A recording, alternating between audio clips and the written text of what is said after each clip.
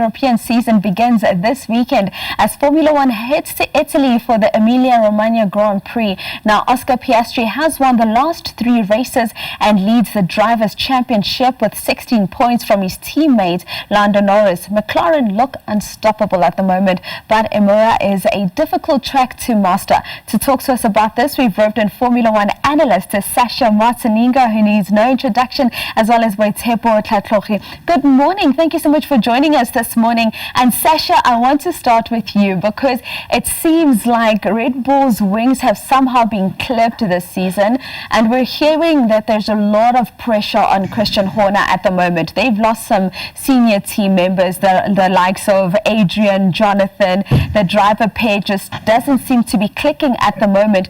Can this Red Bull team actually handle that pressure and retain the championship from your vantage point? Very good morning. So lovely to see you as always. I think Red Bull can accept any challenge that gets thrown to them. They've been in this situation before. Christian Horner, yet for the past 2 years, has been under tremendous amount of pressure with shenanigans off the track, and then of course also with the elements that are happening on the track as well. But they've got Max Verstappen in their stable, so they will fight back. They will come with upgrades this weekend, and I assume bigger upgrades coming to Spain in 2 weeks' time as well. New tyre compound this weekend as well. So I think it's all up for grabs, but McLaren, definitely the team to watch.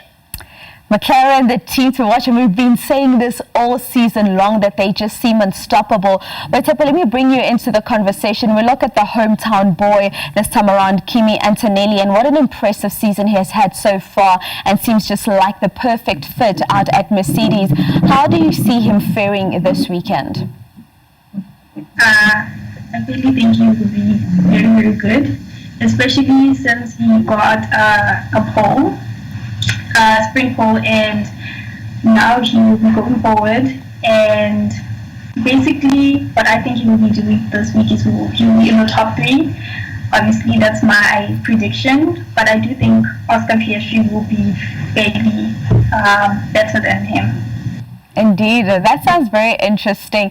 And I mean, Sasha, every time we have these conversations around Formula One, we cannot not touch on a Ferrari that seemed to be on the right track towards the end of last season. I mean, last season they were great, but it seems like they are having some problems this season. How do they fix what's currently happening? What haven't they done right? Yeah, it is quite a bizarre situation. You know, at pre-season testing, they were very bullish. They came out and said, you know, the car's good, everything seems to be right. Clearly, the season hasn't transpired that way. Lewis has struggled, so has Charles, struggled with the car as well. It seems to be a rear suspension and tyre overheating of tyre problem that they have. They're saying they're coming here to Imola with some upgrades that are going to try and help that rear suspension. And I think it is just a work in progress for them, but they're going to have to try and catch up sooner than later. This is a home Grand Prix for them. There's speculation that this could be the last Emilia Romagna Grand Prix for the foreseeable future. So they want to go out on a high note, and hopefully they come well prepared this weekend. We want to see Lewis very competitive, and we want to see Charles right up there, as we know, especially challenging on those one-lap runs for pole.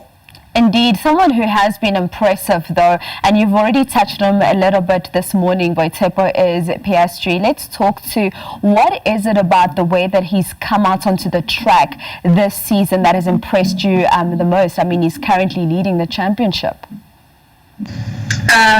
First of all, he knows the rules to a T, which is something that I think every champion should know, and should know how to maximize what the rules are and how to play within the rules to an advantage, basically. So my friends and I actually call him Mosquito.